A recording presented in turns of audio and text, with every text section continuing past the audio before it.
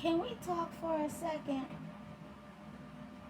Can we have a real, honest conversation without you all getting upset, emotional, belligerent, angry? Can you, for this little piece of moment, subtract your emotions from this conversation and just think? Just think for one moment.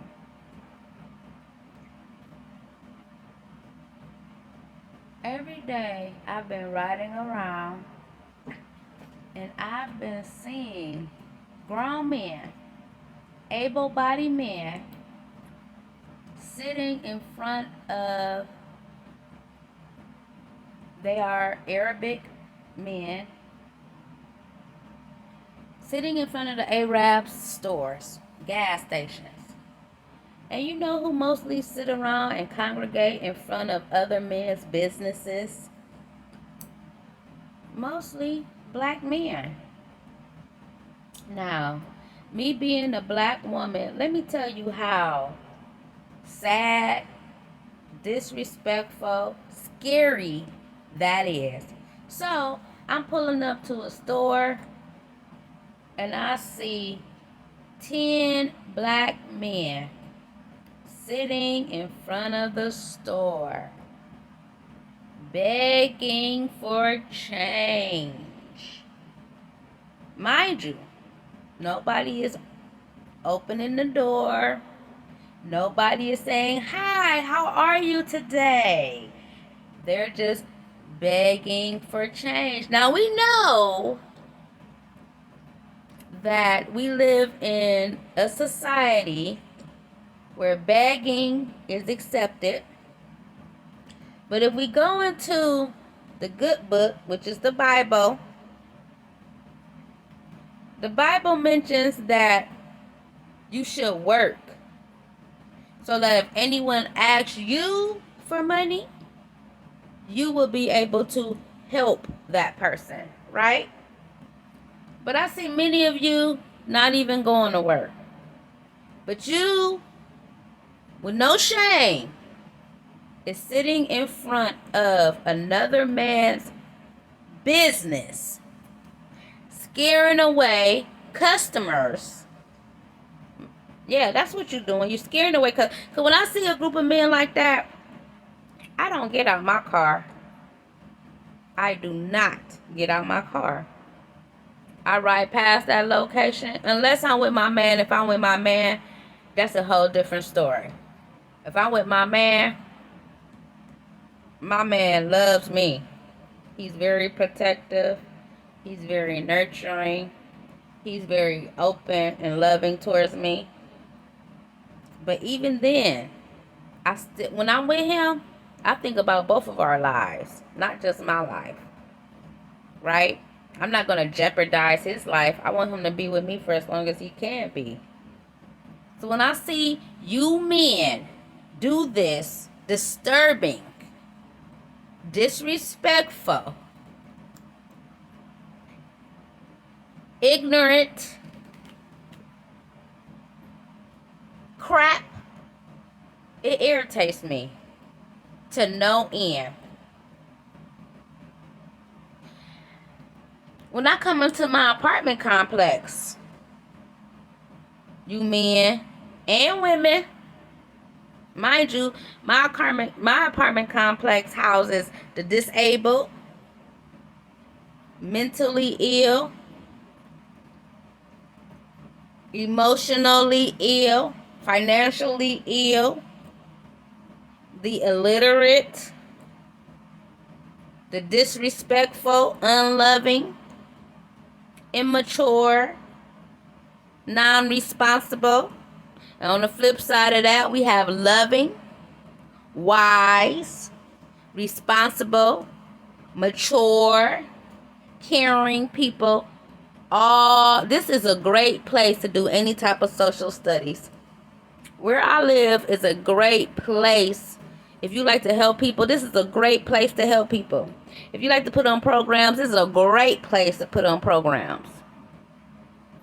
If you believe in the Lord, oh, this place will test you, okay? Test the spirit by the spirit. This place will do it, won't he do it? Thank you, Jesus.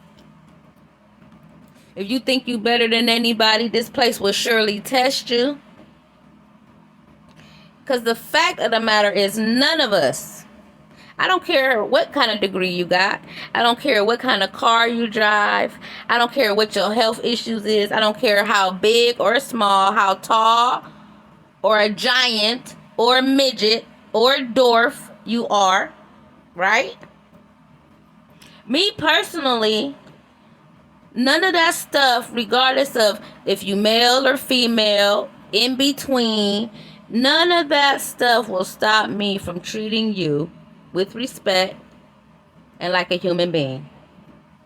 It doesn't matter to me if you black, if you're white, if you're Asian, if you're Latina, if you are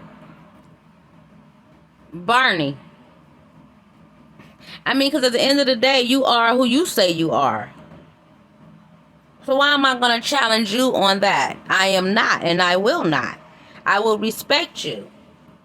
But if you don't know how to welcome respect or to give it, I will walk away from you.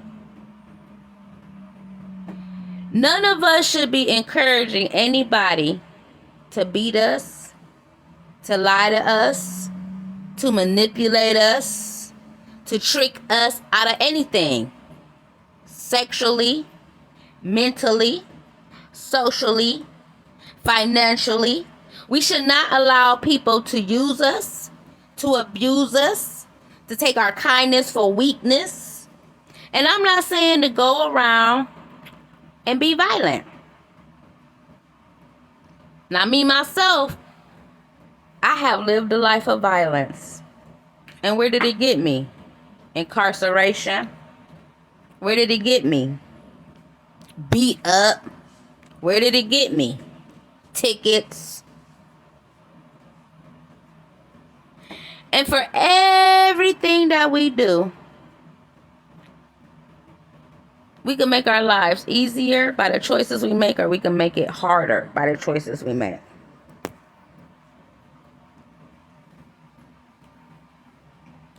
We need to have real conversations.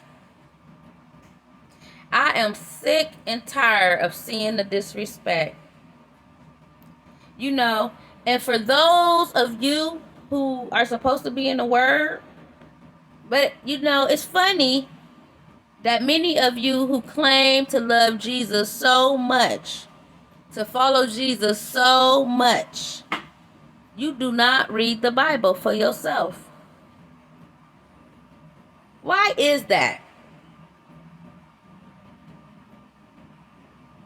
I said I wanted to talk. And I want to talk. We need to talk. Not talk down to one another, not talk about one another, but we need to talk to each other to find out what is going on with us individually. Who are we representing and what are we about right here, right now? My question to you is, who are you? Who are you? What do I know about you? Right now, I know nothing about you. You are somebody from any corner of this world listening to me talk to my phone on a video I've created on my channel. I am not here to make you angry. I am not here to fight you. I am not here to take nothing away from you. I am not here to lie to you. I am not here to belittle you. Now, with that being said,